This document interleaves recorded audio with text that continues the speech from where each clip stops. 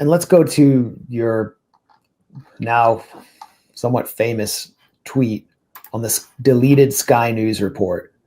All of Western media was mandated to carry the disinformation and the Israeli propaganda about this being a hoax, about this being a pogrom. But Sky News, which is normally very pro-Israel, pro-NATO, pro-war, issued one of the only factual reports. And Wyatt, you wrote a long piece about this, showing a side-by-side. Here's the original piece. Violence in Amsterdam left at least 5 people injured and dozens have been arrested. But what happened? Supporters of Israeli football club Maccabi Tel Aviv arrived in Amsterdam ahead of their UEFA Europa League match against Amsterdam club Ajax. On Wednesday, social media videos verified by Sky News show Maccabi Tel Aviv fans tearing down Palestinian flags from outside of homes. Other social media videos appeared to show residents chasing Maccabi Tel Aviv fans. On Thursday, just before the game, crowds of Maccabi fans were filmed singing racist and anti-Arab songs.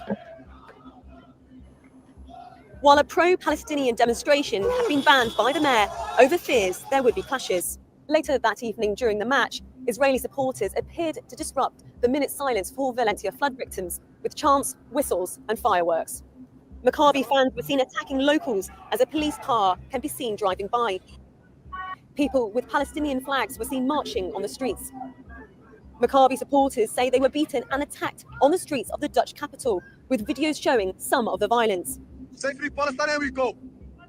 Good. Sky News could not independently verify all of the footage shown. Police arrested 62 people. 5 were taken to hospital, but have since been discharged. Israeli far-right ultras are notorious for their racism and physical violence. Dutch, Israeli and British leaders denounced the attacks as anti-Semitic and even referred to it as a pogrom. But their statements failed to mention the assaults by the Israeli hooligans against Dutch citizens. Well, that looks pretty correct to me. So Wyatt, what happened next?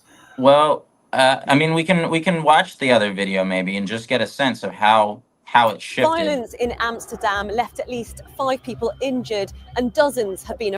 Violence in Amsterdam left at least 5 people injured and dozens. I don't want to watch the whole thing, but didn't they tack something on to the end? Well, they jammed in an entire minute of Israeli propaganda, and I, you know. Well, it's buffering, but. So they removed a hand. I mean, I'll go ahead and explain. You know, as I explained in the post, they changed it. You know, they uploaded it with this editor's note saying the original video, quote, didn't meet Sky News' standards for balance and impartiality.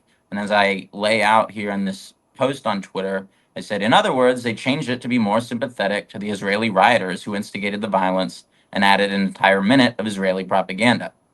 And I think this is important because it's kind of like getting a glimpse into the sausage factory. You know, normally we just see the sausage. We understand that, like, this is a pro-Israel news piece, but we don't understand why or how it has been changed from what the original author wanted to publish to what the editors wanted it to be. And so this is kind of one of the first cases, I think, where we get to see how it was meant to be produced by the actual journalist versus the end product, which has completely neutralized it and subverted it totally from a piece that points out the violence was instigated by Israelis into one which suggests that they were just helpless victims in all of this. So to me, you know, let's. I think this is part of what was added. Square after authorities banned organizers from holding it outside the arena. Later that evening during the match, Israeli supporters appeared to disrupt the minute silence for Valencia flood victims with chants, whistles, and fireworks. A video posted on social media shows a large group of hooded men dressed in black running down a street and striking people at random. Just random hooded men. Who knows who they are? They're you. So those were Israelis, but she now doesn't say who they are. Right. It creates the impression that they could be the anti-Semites. Yeah. In Amsterdam, that there can be tensions. There are many demonstrations and protests, and we are always prepared for them. And of course, they are related to the situation in the Middle East and the ongoing war in Israel and Palestine. But what happened last night is not a protest. It has nothing to do with protest or demonstration. It was crime. People with Palestinian flags were seen marching on the streets. Maccabi supporters say they were beaten and attacked on the streets of the Dutch capital. It's the same feeling that I felt in the morning of the 7th of October. Sky News could not independently verify all of the footage shown. 62 people have been arrested. And listen to how they end it now. Motives.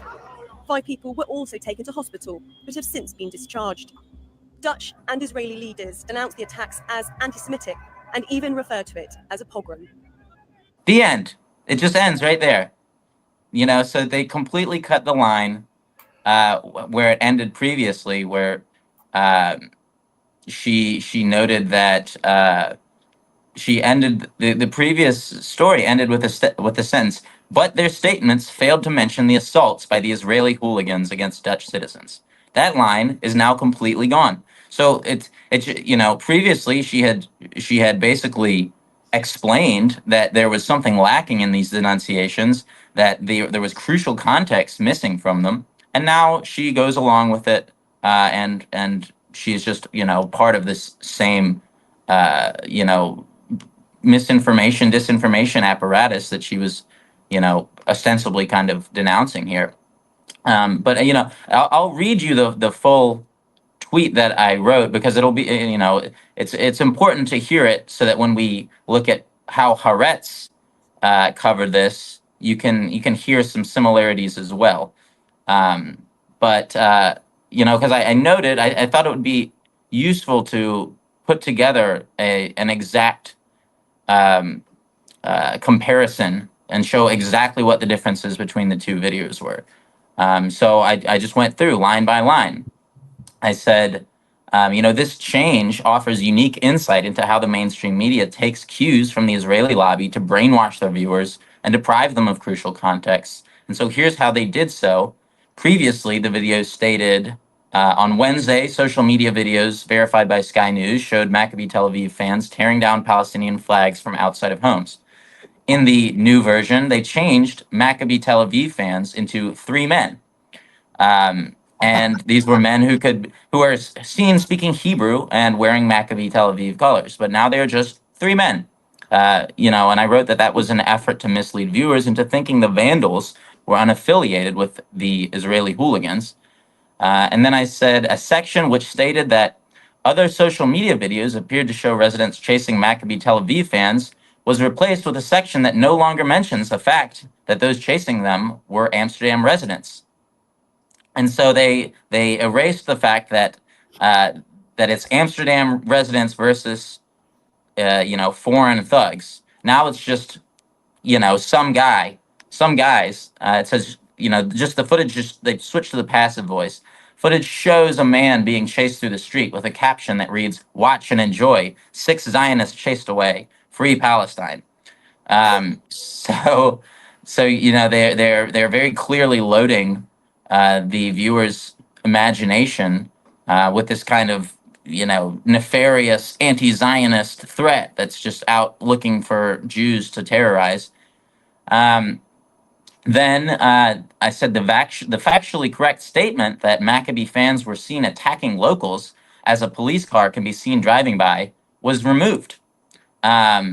Sky News editors, apparently seeking to obscure the identity of the Israeli culprits, eliminated this factually correct sentence, and in its place now state, a video posted on social media shows a large group of hooded men dressed in black running down the street and striking people at random. We no longer know who they are. The identity has been completely removed. This obviously is meant to suggest to the viewer that it's actually the Moroccan cab drivers or the pro-Palestine activists that were the ones doing this. Obviously a lie. And then they removed entirely a sentence that was also factually correct, that stated, Israeli far-right ultras are notorious for their racism and physical violence. That's true. Why did they erase it? You tell me. Because they're Israelis. I mean, we could go on and on just fact checking media, but the fact checkers, the fact checking industry, and the so-called counter disinformation experts are nowhere to be found here. They have totally fled the scene. I want to keep it moving to you. Yeah, well, let me finish this up, and we'll move into the Haaretz thing. The last paragraph that I think is important to hear is, as I said, in addition, a full 58 seconds of pro-Israel advocacy has been injected into the piece. This includes a statement by the Dutch Prime Minister falsely claiming that the mayhem was, quote, simply anti-Semitic violence, and testimony by one of the Israeli hooligans themselves, who compares the violence to October 7th without mentioning that it was initiated by his compatriots.